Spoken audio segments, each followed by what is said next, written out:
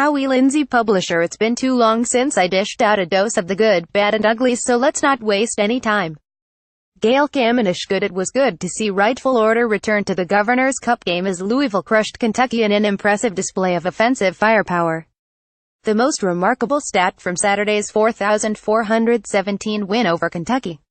No punts. Louisville's 27-point win is its largest margin of victory in the series since 2006, when the Cardinals beat the Wildcats 5,928. Bad. How bad is that no punting thing for Kentucky's defense? Louisville's offense was so successful that they didn't have to punt for only the second time in school history versus an FBS opponent. The only other time the Cardinals didn't have to punt versus Pittsburgh in 2005. Ugly. Kentucky's behavior in the Governor's Cup game was downright ugly. It's not the first time a Mark Stoops team has come into this game with the intent to start a fight. Remember 2014 and 2016. But back to Saturday. Sure, Louisville players participated in the pushing and shoving after the initial provocation by Kentucky's Jordan Jones, but there is a big difference between pushing someone who just headbutted you, which is what Lamar Jackson did, and tackling someone after the play is dead, throwing a trash can at someone or slinging someone to the turf after the play is over. Even Kentucky's most ardent supporters in the media admitted they were embarrassed by UK players' behavior. Good. I'm glad the Louisville coaches kept the Louisville players on the sideline. Had they let them loose to go join in the scrum on Kentucky's sideline, I fear we would have seen an all-out brawl like the one that ended the Clemson-South Carolina game a few years back. That would have been even uglier. Good. It's great to see Louisville volleyball have so much success in year one of the Dan Bus Boom Kelly era. The Cards won a share of the ACC title and celebrated a bid to the NCAA tournament. Bad. Louisville sent Purdue to the foul line 32 times Tuesday night. THIRTYTWO. Now, we can all agree that some of those were suspect calls and the total was tilted a bit because Louisville's fouls in the final minute, but the final foul discrepancy was 3,214. Louisville can't have that much foul trouble on the bigs and hope to beat a good team.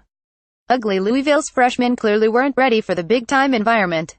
They finished the game 1 for 12 shooting in a total of more than 30 minutes on the court between them. Freshman bigs were launching shots from the perimeter during a crucial point in the game, and that sincerely hurt. Bad. It was also tough to see how ineffective Quentin Snyder was against Purdue. His shooting percentage was off, no doubt, but he also had some critical errors at the end of the half and end of the game. I know Snyder is better than he played Tuesday night, and I'm hoping for a big season for him.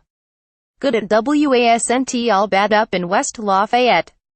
Louisville out-rebounded a giant Purdue team, and Louisville's three-point defense was fantastic against a team known for shooting their foes out of the gym. Good. One more good note. VJ King probably had his best game as a Cardinal on the offensive end. There is still room for growth on defense, certainly, but King was slashing and scoring at a very high level versus a Purdue team that isn't bad defensively. If Louisville can have King and Dang Ottle go off in the same game, the Cardinals are a top 15 team. If Dang, King and Q all have good shooting games in the same game, I think Louisville could beat any team in the country. Good. Louisville soccer plays for a spot in the College Cup Friday night at Lynn Stadium on Louisville's campus.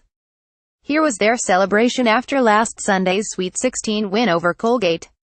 Good. We have witnessed one of the greats in college football history. Not only is he rushing for 1,000s of yards, he's also one of the highest-rated passers in the nation. Good. It's great to see Traven Young back on a football field. And even better to see him be successful. He was awarded the Brian Piccolo Award for the ACC this season as the ACC's most inspiring player.